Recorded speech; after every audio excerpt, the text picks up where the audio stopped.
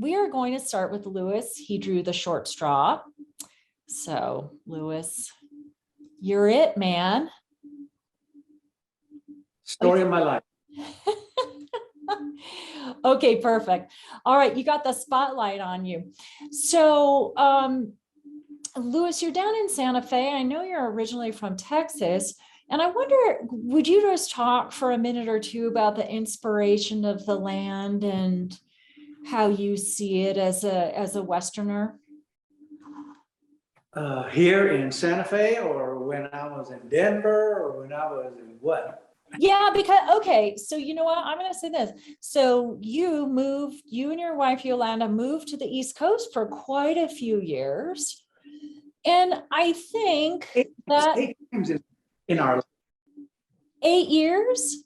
8 times in our lives we've moved to, we were down in Huntsville. We lived there for a little bit and came up to Arlington, Texas. Then from there we moved up to Denver, spent 13 years there. And then from there we moved to Maryland, Baltimore, and we spent 10 years there. Then I moved across the Chesapeake Bay, and we were in Easton for about 6 years in Maryland. And then we moved here to Santa Fe. So we've been here almost 4.5 years. And I'm tired of moving. I bet you are. You know, and then these books keep accumulating, you know, and after a while I said, that's enough. I don't want any more books, but I get the shakes if I don't look at a book, you know. Yeah. So, yeah. It adds up, doesn't it? Yeah. You know what?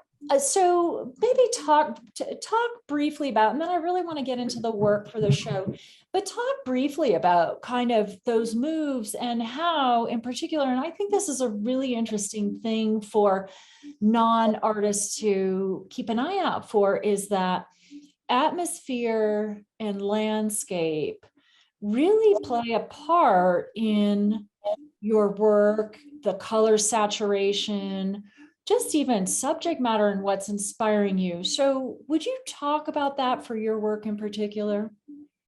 I love color and certain colors. Sometimes in a painting, I don't know what is going to turn out, but I know that this color has to be more intense in order for it to work. Just like that green right there has to work. And so I needed this, even though from life, the building wasn't that bright, but I had to make it a little bit light. We're talking about values, so you have to bring things up back. So looking at it as a flat plane. Mm-hmm. These little horses, they came about a month later. I thought I finished this, and then I had a dream. The next morning, kept thinking, oh my God, that's what it needs. It needs this. So, and I'm always seeing wild horses in and out. And so I kept thinking, you know, I'm going to put wild horses on the road, like they're just, and they're kind of, and this little fellow's kind of cautious about everything. So I said, so when I put that in, I'm going, that's it. That made New Mexico. So, wow. You know, and really... you know, you don't ever know. I mean, me and an artist friend of mine were talking about dreams. I mean, what is that supposed to tell you? Does that tell you something? It's supposed to, but we can't, sometimes we don't know how to interpret it. Right. Oh my gosh. Okay. This might very well be the theme for our talk today, dreams, and where these ideas and images come from. Yeah. And it's just strange. It's just all of a sudden it hits you. I mean, but I think we have to get out and and just experience life. I mean, one little thing on a post, I mean, you'll be walking down the street on the sidewalk and you see this post, then you'll see like maybe a mailbox or something, and then the light is hitting it. The color is bouncing off like crazy, and the shadows is going across the side where you go, wow, that's nice. So, you know, so you put it in your head, in your files, to see what maybe you could use that in painting or something. it's crazy. Oh, I mean, I wish I knew, you know, I'm very, really critical of myself. I shouldn't be, after I think about 38 years of painting. Everybody says, well, you're supposed to have a lot of time. I do. I spend a lot of time, a lot of hours, Monday through Sunday. It's just, but I feel like I think every artist goes this way, that they're not quite there yet, but it's just, I'm trying to find something. Maybe, is it the unicorn that we're all trying to find? I don't know. right. You Hey, know, you know what? Speaking of dreamy paintings, yeah. I'm going to do a screen share right now. And let's talk about this painting that's up right here. It's called Western Postcard. Right. That one reminded me of a postcard from way back then. And then somebody else talking to somebody about it. They go, well, why did you put the silos, those little windmills? I said, because this is the 21st century. This is not back then, 1950s. Things have changed and stuff. And so I kept thinking, I said, and then the postcards, I mean, you get them at the motels, just all over the place. I found a picture of this old motel sign, and I think it said Bronco Motel, but I changed the name to Bronco Motel. So it worked perfectly, just perfectly. But Yeah. the mountainside is outside of here in this little Chama area. But I thought that would be beautiful. Mac is a horse that's our neighbor's horse, and he's always been a great horse and just a great horse to be able to paint. So I love the painting. I love how he's got an eye on you the whole time. Yeah. Yep. Yeah. Waiting to see if I was going to give him a carrot. Oh, nice. Hey, you know what? Speaking of landscapes, so let's take a look at the landscapes that you have in the show. So here's Distant Path, and I wonder if you could talk a little bit about how you kind of choose your landscape subject matter, and what makes it to the easel for you. This is by accident. We went in this area, and I was blown away. It was about 2 hours away from where I live, or 2.5 hours, and we went there just to scope out some landscapes and stuff like that. And it was a cloudy day, but it was so beautiful in that area. I told Yolanda, I could be here for 5 years and not paint the same thing over and over again. It was so beautiful. And then in the evening when we were leaving, the sun came out, and the shadows that just went across the landscape, it just blew me away. I said, this is the most beautiful place I've ever seen, ever. Yeah. And it's just a little old dirt road. You keep on winding around, but it's just, I mean, the colors that pop out, it's just beautiful, just beautiful. I think this is an interesting painting also in your other landscapes to look at too, because you are really a colorist. You are not afraid of color, and putting in those really juicy, deep jewel tones when it's called for. This painting, however, really I think you feel the atmosphere of the day and the land. Yeah.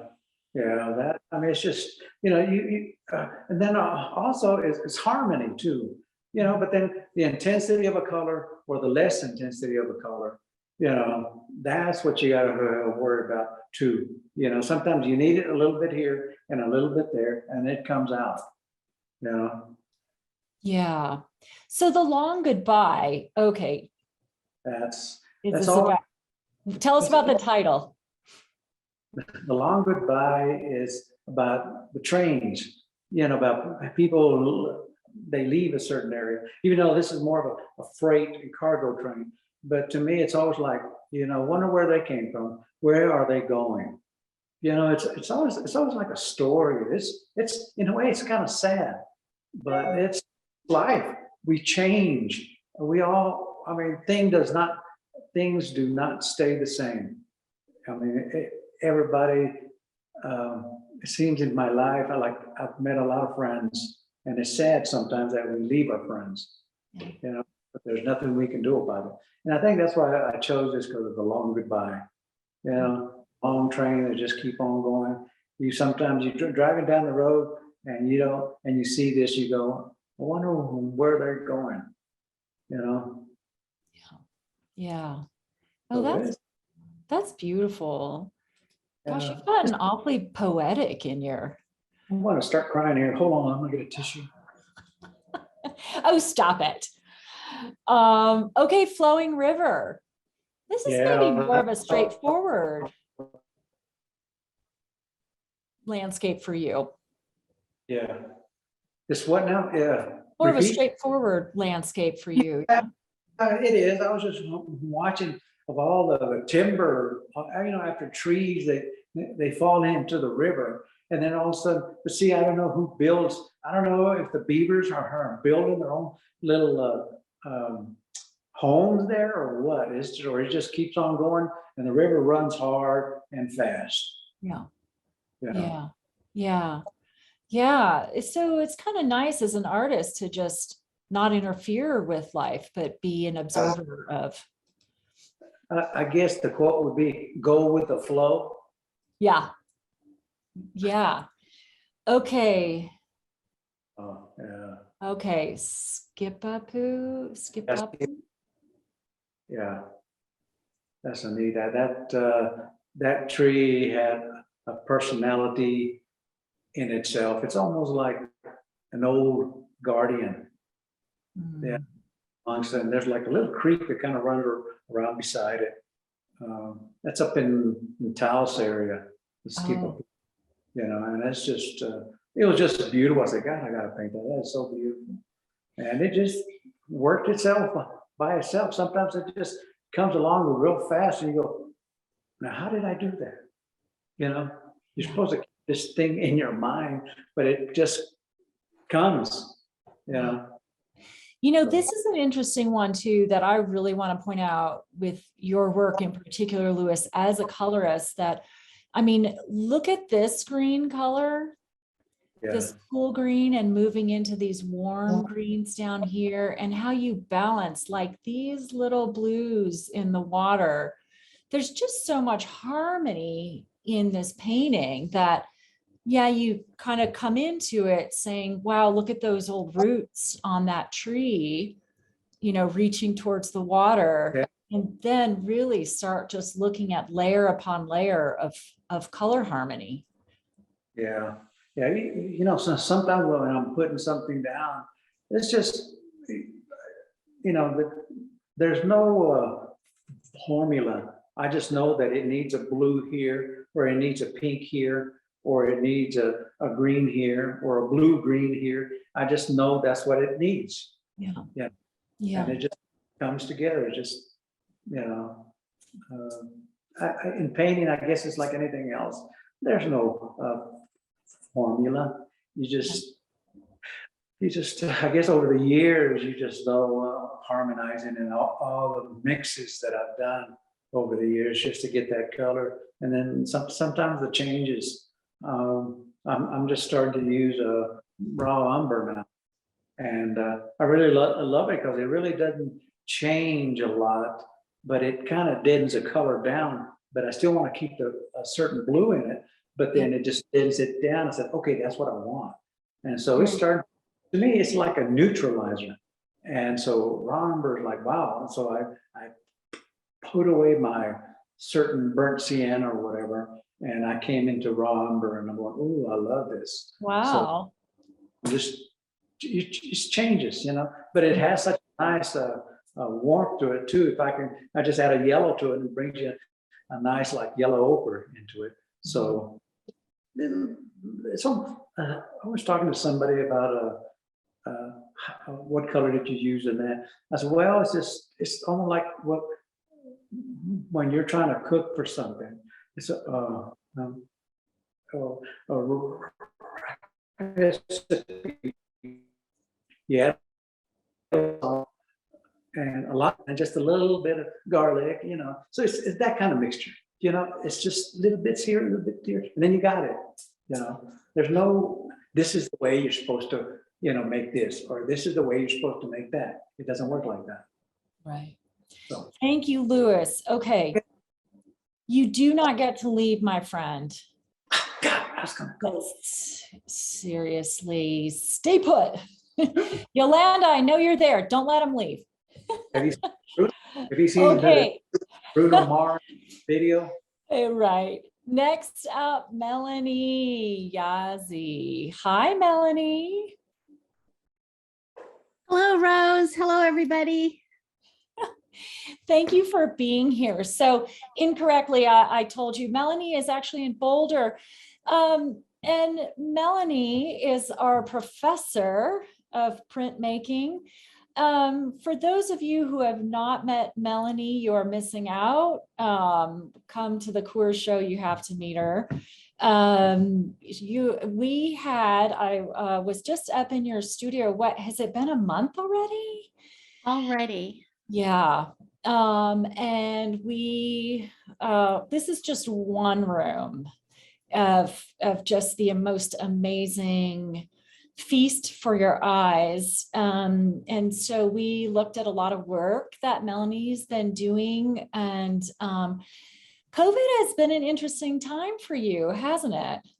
It's been, I think it's for all of us, it's trying, and it's opened up new parts of our lives and ways of thinking and doing things. And that's, I guess, I think it's taught us all to try to be in a positive space. Yeah. Well, and you've been actually really I feel surprisingly inspired. Yeah. I think the inspiration comes because we are on lockdown, and I think a lot of times with the normal schedule that we keep as artists and as just people in the world, we're just so busy. And when COVID happened, the requirements were we had to stay at home, we had to be on lockdown. And I think for a lot of us who are artists, different ones, like myself, turned to the studio to find comfort. We went to the studio, and for me, this period has been about centering myself. I've made a whole series of pieces called Finding Center and Home, and just really focusing and having huge chunks of uninterrupted time. And so for me, it's been quite wonderful. On the family side, it's been very difficult because of losses we've had, but in the studio, I've always found this throughout my life, is that making art has healing power, and it puts me in such a better place for being within the world. Yeah. So when we talk about Indigenous artists, and Melanie is Navajo, and at the Core Show, when we talk about Indigenous artists and representing that world and that space, my feeling and philosophy as a curator is that I want to hear from Indigenous artists about that space. And I think that is really something that's very important. And you were just sharing with me last week an artist who is going to be working with Yale University, right? And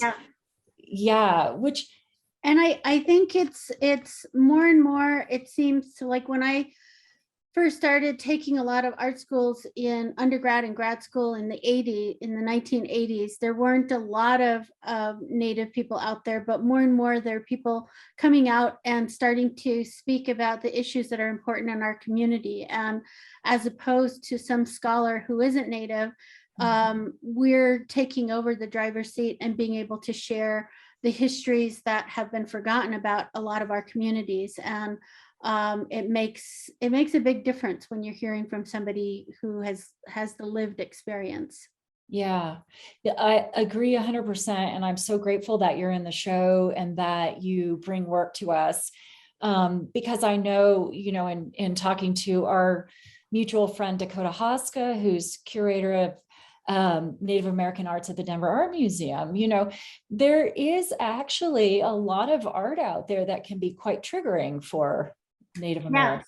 Yeah, it's quite interesting. And I think that's one of the reasons why I really enjoy being a part of this exhibit, is I'm meeting a large group and cross section of our Western community, and opening up the questions about contemporary Native art and why it is the way it is, and dispelling different stereotypes.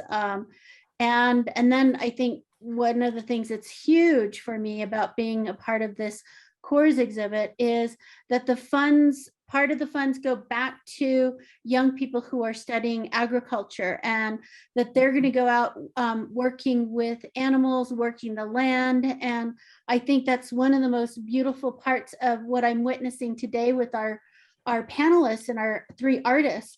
The three of us are all speaking for the land. We're finding harmony in the landscape, and we're telling the story and the history of the West as people who love and appreciate landscape, the Western culture, and we have such a passion for it. And so it's being with like-minded people in this exhibit that is really powerful for me. Yeah, and I want to say this as a curator, so many artists really want to be in the show. And that's gratifying for me. That's, really exciting. Melanie, you are an artist that I went after because the last thing you need is another commitment and another set of deadlines. But I'm just so grateful that you are in the show and that you are willing to share these works with us. And so I'm going to do a screen share again. Sure. And let's talk about your work that's in the show. Speaking of work that is truly dreamlike and just wonderful to see. So building a future, and this is a kind of a new series. Yes, this is a new series. It's got monotype aspects, and what I have are different stencils of animals that I've screen printed onto the prints, and I have maps of different parts of the West. You see a blown up image of Farmington, New Mexico. There's one of Arizona, New Mexico, and Washington State. And a lot of times I'm using the map imagery in my work to speak about land base, and as a tiny reminder to people that Indigenous people, that people who work the land come from these spaces. And it's a door or a portal for me when I speak about the work to open up that conversation about who roamed this land before settlers came in. And then always trying to work in animal imagery, because they're so valuable to me and to all of us. The role that they play in our ecosystem is so rich, and the way in which they tell stories about migration and help make this world whole for all of us. Would you talk about technique? Because I know a lot of people don't know, print techniques, and Leon will go over some of his techniques as well, but you combine, so monotype, monoprint, mono being one.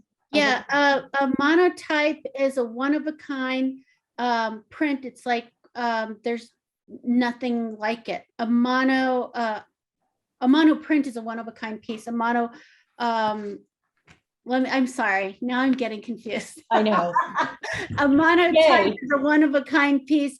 A monoprint could have elements of the same imagery in a varied grouping of works, but each print is different.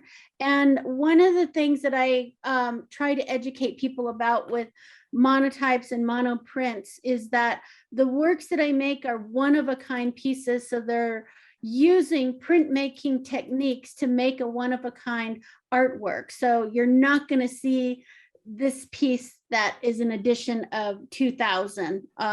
They're one-of-a-kind pieces printed on beautiful 100% rag paper. And then oftentimes the larger pieces that are in the cores exhibit, I'm painting and drawing back into the surface to, again, just add that other layer of the human touch to the pieces.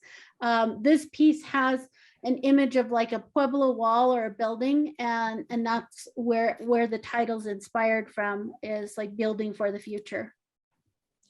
And then when you do a silk screen, those are actually silk screens. Yes, the screen printing process I'm using, I'm applying photo emulsion to a screen, and then I'm exposing the screen to different maps, map imagery, and then I will mask off different areas of the screen and then print them onto different pieces of paper. So, but it's all a layered process. In this piece, I did a series of these round circle pieces that you see. The larger circle is printed from a woodcut, a piece of wood that's printed, and then the screen printing of the animals and the maps go onto that. And before that, I've done all the drawing. So the drawing is in between. There's many, many layers. Each color has a separate run that it's that's being made, and so they're pretty labor intensive. And the two pieces for the cores exhibit are fairly large. Yeah.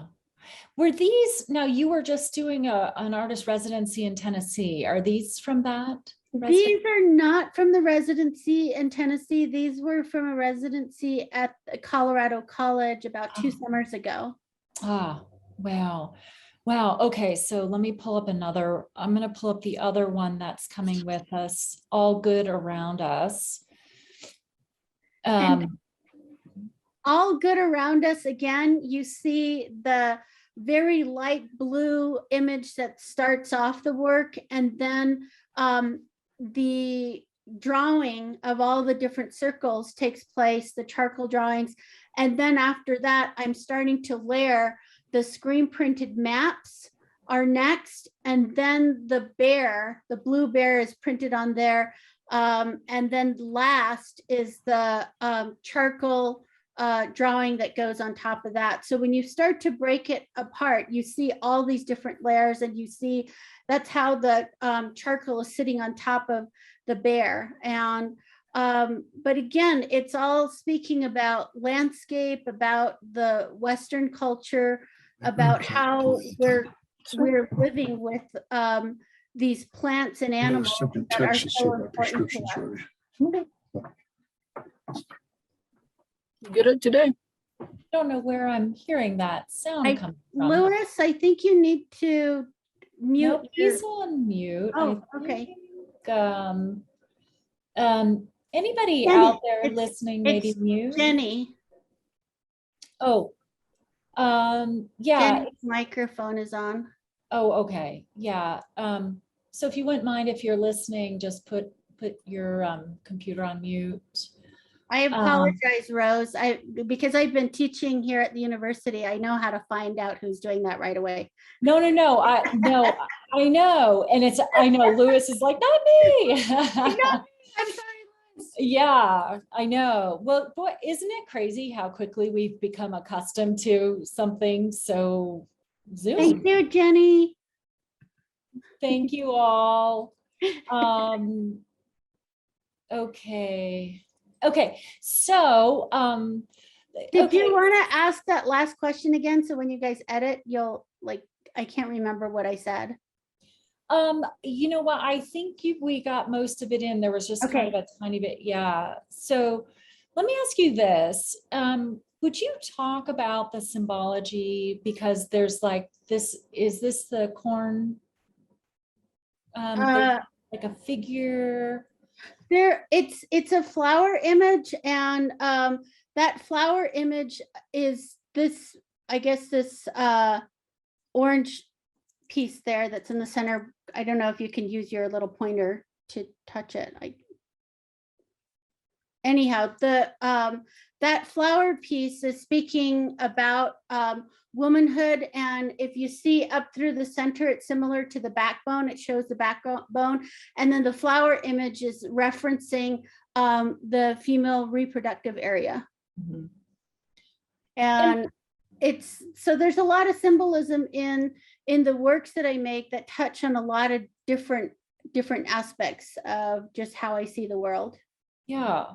Would you talk about the circles and the meaning of the circles? They show up a lot, I think, too. Yeah, the circles show up a lot in my work. I think they're healing circles, and they also are in the work to speak about keeping whole. And some time ago, I was told by the doctors that I might have cancer. And they were going to have to put a tube inside me to check and see if anything was growing. And during that period of time, I made a lot of these circle images so that in my mind, the way that I saw it was when the camera would go inside of me, they wouldn't find anything growing because I had these clear circles that symbolize like a clear path. And so they show up in a lot of my work to speak about that time period and to keep on that path of thinking in a good way. You know, I feel like with you that your work is just come straight from the heart. And I maybe this is just me, but I'm wondering if you would kind of talk about when you get working, because I just have this vision of you like all time and space goes away and you just move into the work. Would you talk about that a little bit? When I'm working on a series of pieces, and I think this is similar to a lot of us as artists, we go into what we call like the zone, where we're just in this place of making and creating. And when we're at the stage that a lot of your artists are at in the Core's exhibit, we have this path of making and this understanding of how we create. And we have our different tools that we use to get to that creative zone. And when you're in it, you're pulling all these images that you've gathered from hiking, from being in different places, and you bring all that symbolism into the work, into the studio, and then it sort of just penetrates the canvas or the work you're making. And layers and layers of this history and storytelling start permeating into the works that we create. And I think that's, again, why I'm so honored to be in the exhibit with artists like Louis and Leon, is that we are at that point in our lives where we understand what it takes to get to that artistic zone, to tell our stories, to work with the tools and the materials that are valuable to us. We know how to go to that place and get into this magic space of making things. And I think a lot of us go through these stages where we're making a lot of work. And it's funny because people will say, oh my gosh, you're so prolific. And I say to them, well, it's my job. Like, you have your job, and I'm sure you do it every day. Our job as artists is to make work. So we make a lot of work, and then we go through this editing process to see what we allow to go out into the world to be shared with other people. And it's within that editing process of what gets allowed to go out that I think is something that takes time and effort and energy. And I think a lot of artists, we do that thing of creating and making, and then deciding and editing out what is able to go out. And sometimes there are pieces that I make that are super precious that are never going out. I have stacks of things that people are like, we want to see that. And I'm like, it's not ready. It's for me. And right now it's my baby, and it's going to stay in the studio. Yeah. I'm going to pull up the other images. These are smaller. Star Wish. Yes, Star Wish is 15 by 11 and a half. And this is I did 2 editions this year for the Core's exhibit. And Star Wish, it's the image is almost too big right now to see everything, but At the bottom is a little portrait of myself as a Navajo woman just being out in the world. And I use the dragonfly a lot in my work to speak about my connection to the land and about womanhood and fertility. And it's me being outdoors either in the early morning or dusk when the stars start coming out. And I think that whole process of just making a wish and calling out to the star people to help guide me to either solve a problem or help answer something that I need help with. And a lot of these things I think are in all cultures, is when we look to the stars in the night sky or the morning dawn, is times that are very special for people across the globe. And in this piece, I'm trying to show that moment. And the little swirls in the movement are the air, pollen, water movements are sort of referenced in this, and that's why the dragonfly is there. And so these two pieces also, they kind of, I remember seeing them in your studio and they caught me a little off guard because I'm not used to just seeing basically black and white, like, you know, not all like color and, you know, so talk about that. I think with these two pieces, I wanted something very simple and direct, and they look like they're just a black, but Star Wish is more of a darker blue black, and then this Corn Boy is a bluer black, a cooler black, I guess. And with each of them, I wanted to keep the design focus sort of on the storytelling that's happening. And this little Corn Boy is a figure that is made up by myself, that he's a little critter that lives within the corn, that blesses the corn, that brings good things to us. And they just are pieces that are very basic and simple. And also I wanted a series of things that were at a lower price point so that, you know, your young gun collectors or entry people might be able to acquire some of this, and again, be able to contribute to the scholarships for the agricultural students that you're supporting with this program.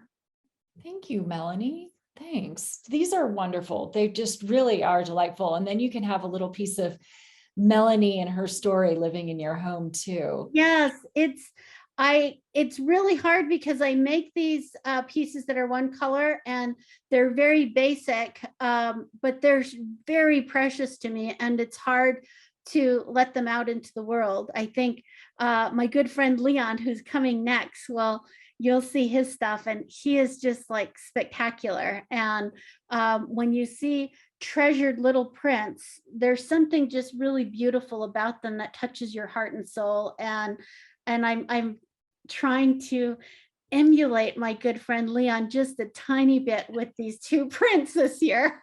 I've never submitted little prints for this, and so we'll see what happens, and maybe some people will get some. Yeah. Oh, I know they will. Thanks, Melanie. Go nowhere. Go nowhere, my Yep, friend. I will stay here. Leon, you're up to bat. I'm here. You're Yeah, all right, Leon. How are you? we're very good. Very good. Staying very busy, Yeah. enjoying the art life. Yeah, and you just had a residency, and I think maybe we're gonna have some work from you this year that came out of the residency. Right. So I was down in Santa Fe for 3 months at the Bishop's Lodge, so newly remodeled Bishop's Lodge. And so I was able to generate quite a few pieces down there. And you have 3 or 4 of them from Okay. that residency. I also, before we move on, I just want to say thank you, Melanie.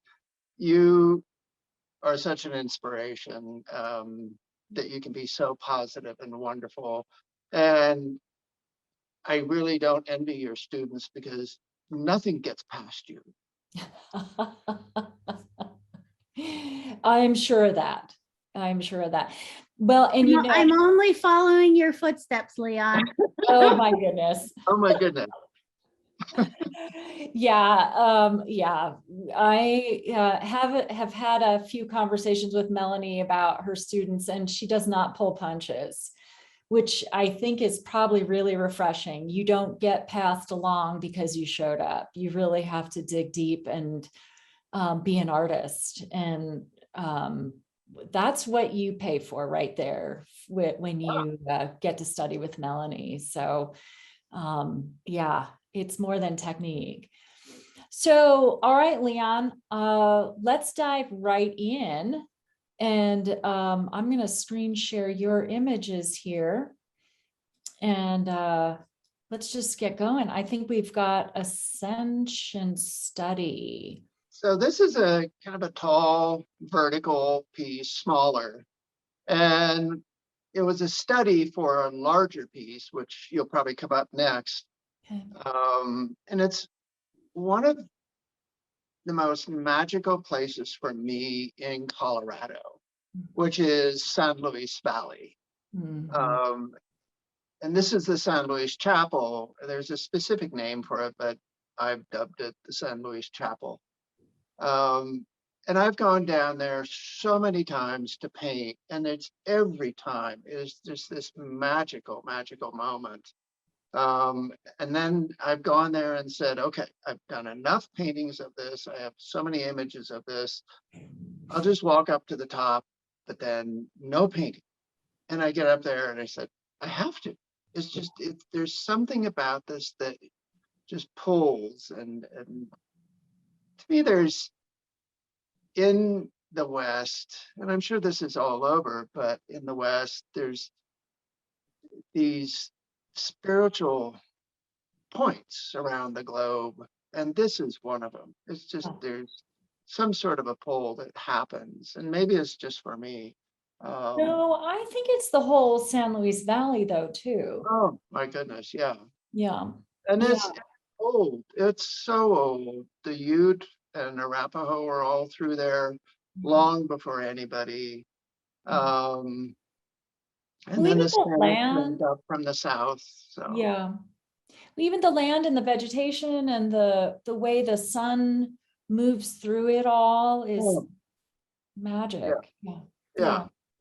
And Hey, this was so, just one of those magical moments. I was along the bluff above the chapel, and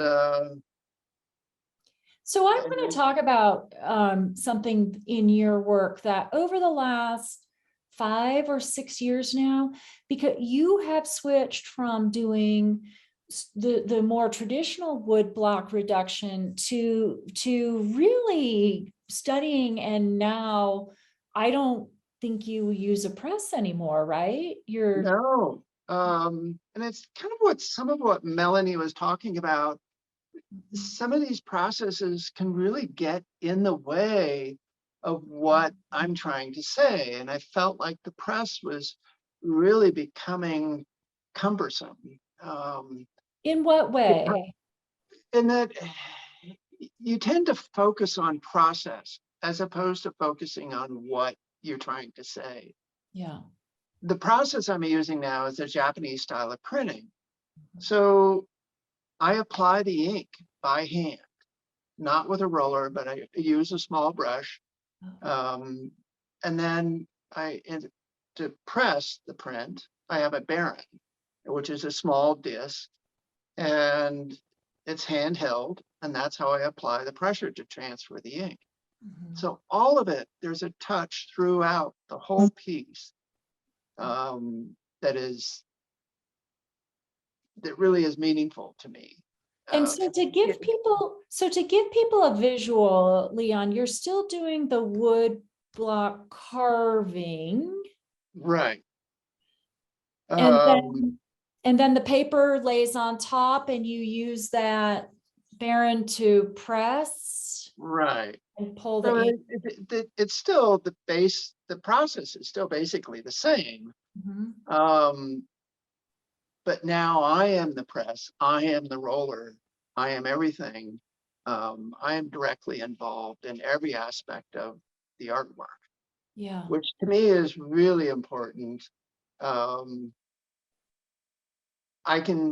The way I ink, it can vary from print to print. So there will be variations from print to print, but the prints are all original. They're all hand inked. They're And hand. they're small editions. Melanie's doing a lot of mono print work. So hers are 1/1, but yours are 20. Yeah, there'll be 12 to 20. A large edition for me is 24, somewhere up in there, getting close to 30. That's a large edition for me. And why is that? Why are they so small? There's a few reasons. One, there's so many layers that are applied, and that I'd be here forever if I was doing an edition of 100. Yeah. And then I'm also doing a reduction wood block. So I'm carving away on a block in between each color run. So I print the lightest color first over all my paper, carve away, print the next color, carve away. And there's this just natural attrition that happens that I lose some along the way. And so at the end, I have a pile of prints. I count up the good ones, and that's the size of the edition. And so that's why you have there's no rhyme or reason to the edition numbers other than that's how many good prints were left. Yeah. So you end up with 12 in this edition, 16 in that, 15 in that. So there's no going back, there's no reprinting. And I always get to move forward to a new image. Yeah.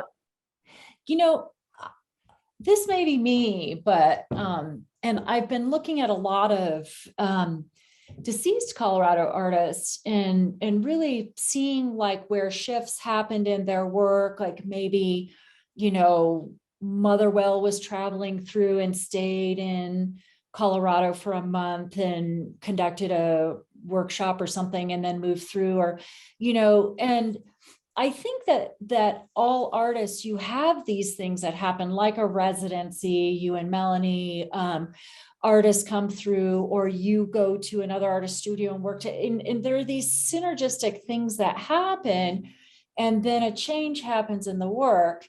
And so I think it's kind of interesting when you switched from really moving through with the press and this idea of process, to now it's your hand and the pressure of your hand, and inking with brushes instead of brayers and that whole kind of thing.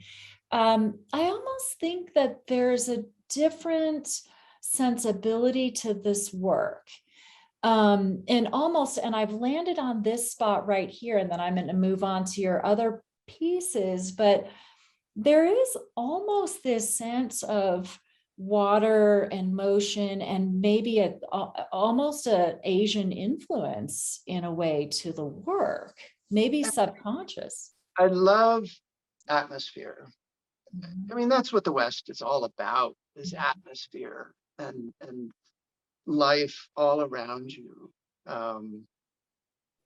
And so I want to capture that. Speaking of residencies, so there was the residency down in Santa Fe, but then I think so many artists, and Melanie talked about this, is we all had our residencies of 2020. And we were all in residence in our studio, working away, isolated. Yeah. And it was a lot of growth, I think you'll see, has happened out of all of that. Yeah. And this is one that came out of the residency down in Santa Fe. Sunset Chapel. Yeah. And it's in talking about all the layers. So this one was a simpler image, and there's probably only 12 color runs on this one. Only 12. Yeah.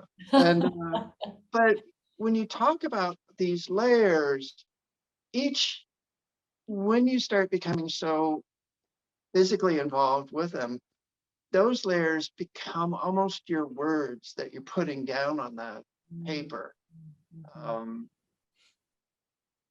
You're manipulating each layer to say something more about the image you're developing.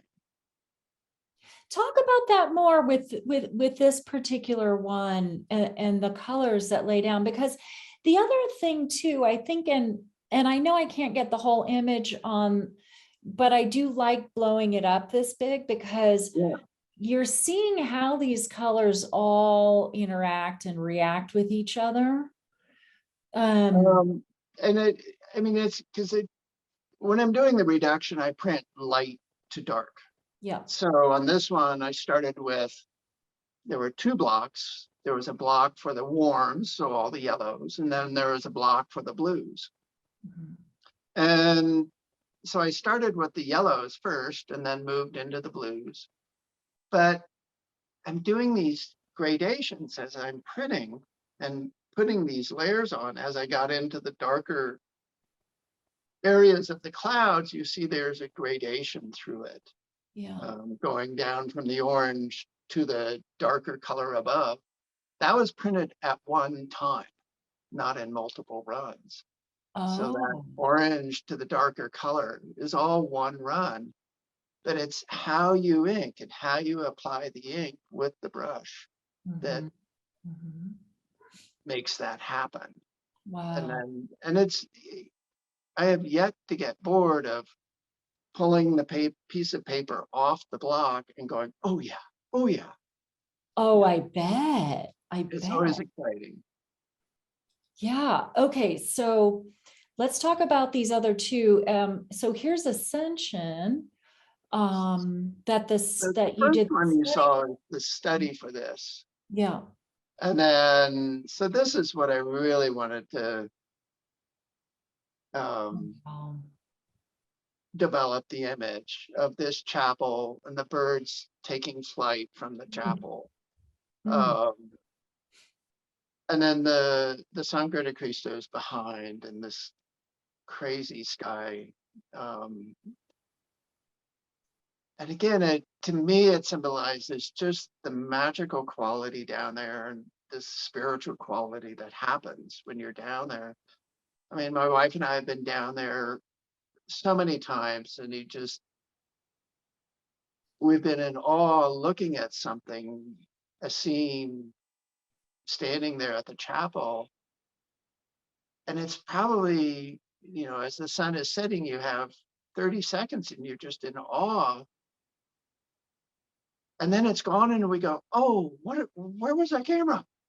Oh, you know what though? Good for you, just enjoying it and forgetting the camera. Oh, but you get so caught up in it. It's just, it's so moving. Yeah, it really is. It really is. And let me, traditions at ranchos. Let's pull this one. Oh, and this is a watercolor. Yeah, so this is a watercolor. Is this mixed media? Or is it just straight water? It's kind of, it's not straight watercolor. It's like anything. It's probably got a lot of the kitchen sink in there. Yeah. I have some opaque whites that I start mixing into my watercolors because I want more punch to the chroma. And so I just go back and forth and back and forth, and some of the quick watercolor sketches are very quick. They happen within 20 minutes to an hour. Yeah. This one is definitely more labor intensive, and I'm really trying to manipulate the shapes and the values and the colors to really get what I want across, to say what I want to. Yeah. Yeah. Okay. So we have a few minutes left. So I'm going to stop the screen share, and I am going to ask you all to unmute. And anyone who's listening in, if you have any questions, now would be a great time to put them in the chat box. I am wondering, with my two printmakers on this call, because you two really, you've been friends for a very long time, and you understand this language, and I'm wondering, I have a question. Why make prints? Why not just paint? Does Yeah, go Melanie ahead, have any Leon. more? I Go. have an answer, but you should go, Leon. Okay, well, I'll do a quick answer and then you go. Because I think hearing from both of us would be really important. It's like, why make prints? It's like, why write a book? To me, these are books. They're all stories. And I don't want something that just pops onto the canvas. There's no story on there. There's not enough of me that gets scribbled onto the paper and scrubbed into the colors or printed. It's all a story. Yeah. Melanie? I would say, is my microphone on? I Yep. would say that I would totally back up Leon 100%. They are like stories. They're one of the things that I wrote as I was listening to all three of us speak is that our works are all like songs that are being composed by each of us. And this song is living in the artwork, and it comes to us through our eyes, but each of these things is living in our hearts. And when you're holding a print, you smell the ink, you see the different layers. There's this sort of unpacking of process and colors that you start to see with a print. And when you have a varied edition, similar to what Leon's working on, and you look at them, each of them is like a different child in a family. They have these different nuances. They may come from Leon, but the way in which he's applying ink and working, and because he's hand printing, like it's just exquisite to see all of those different techniques unpacked in the work. And I, Leon and I are printmakers, but we also do paintings. And so when I look at Lewis's work, I just think like, oh my God, Lewis described it so beautiful when he said, he talked about how he paints and he's working in the kitchen. And I said, we are each our masters in our own artist kitchens. We know how to use our spices. We know how to add different things to make the magic happen. And I think that's what's so beautiful about what each of us has presented today, is that there are just these ways in which we work that we're using. We may be painting, printing, but what you're seeing with the group of us is that you're each of you out there watching this and trying to decide what you should get. What I want to remind you to know while you're looking at works and trying to decide, what do I want in my collection? You are supporting artists that are honest and that are true to our art making and to our process. True to our art making and true to our process. And that's what is so important about the grouping of artists that are in this exhibit, is that when people say what's so unique about each of the artworks, is that each person is a master artist. We're masters of our own spices in our kitchens. We're adding those things to the works. And when we go into the landscape, the way Louis mentioned earlier, we're in there and it's almost like a mistake that we're there, but then we see that moment of time, and then we take it into the studio and we make a work about it. And you see these horses walking down the path, you see a print by Leon, and you just get this magical feeling that I think is very spiritual, because we are honest and true to our art making. And I think that's what's so powerful about being in on this call and watching each of these other artists speak about their work. It's moving. And I'm a printmaker. I love prints. I buy Leon's work. And that should say a lot, because like And I'm sure at some point I'll probably get Lewis's work too, because these are people who are just like masters in the work that they make and the true honesty in which they approach their canvases and their materials. It's really incredible. I Oh my think, God. Beautiful. Melanie, we've just hired you as our spokesman. I know. I was going to say, I don't even want to say anything after that. Louis, do you have anything to add? You're on mute, but if you unmute. Yeah, jump There in. you go. The style of, or kind of paper that these guys, that Leon and Melanie use, does it matter, or have they used synthetics or Papers? even print? Does that matter? That's a lot of important What out of the papers, each- synthetic or.